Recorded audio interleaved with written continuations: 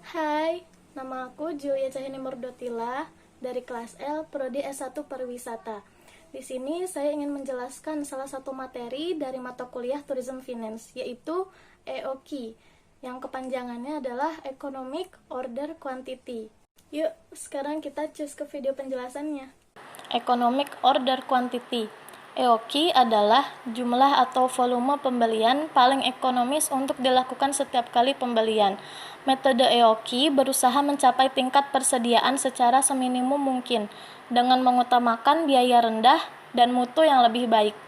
Keuntungan penerapan EOQ bagi perusahaan dalam mengurangi biaya penyimpanan, penghematan ruang, dapat menyelesaikan masalah-masalah akibat persediaan yang menumpuk, sehingga mengurangi risiko terbuangnya bahan baku. Selain menentukan EOQ, perusahaan perlu menentukan waktu pemesanan kembali bahan baku yang akan digunakan disebut reorder point atau ROP. EOQ bertujuan untuk mengatasi masalah persediaan barang yang menumpuk sehingga pemesanan barang bisa berjalan dengan optimal. Ada dua hal yang harus dihitung, yaitu biaya penyimpanan, carrying cost atau holding cost, dan biaya pemesanan, ordering cost atau acquisition cost.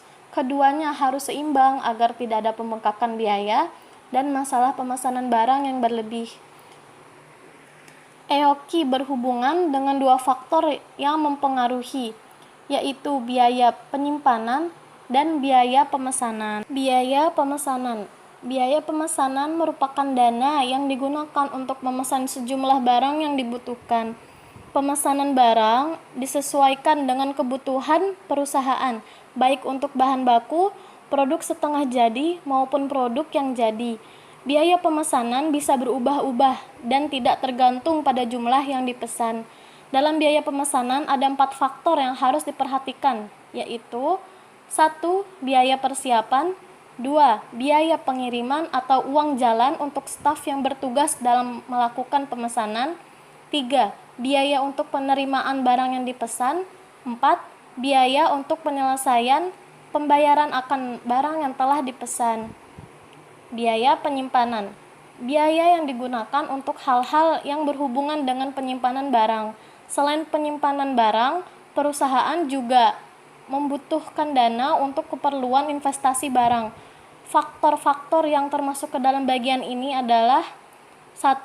Asuransi, 2. Pajak, 3. Bunga, 4. Biaya sewa gudang, 5. Biaya listrik, 6. Biaya kerusakan. Sekarang saya akan menjelaskan bagaimana cara menghitung EOQ dengan menggunakan rumus EOQ sama dengan akar 2 dikali R, yaitu jumlah unit yang dibutuhkan selama satu period atau 1 tahun, dikali S, yaitu biaya pemesanan setiap kali pesan, per atau dibagi P, yaitu harga pembelian per unit yang dibayar, dikali I, yaitu biaya penyimpanan dan pemeliharaannya di gudang. Sekarang mari kita menyelesaikan satu contoh soal ini.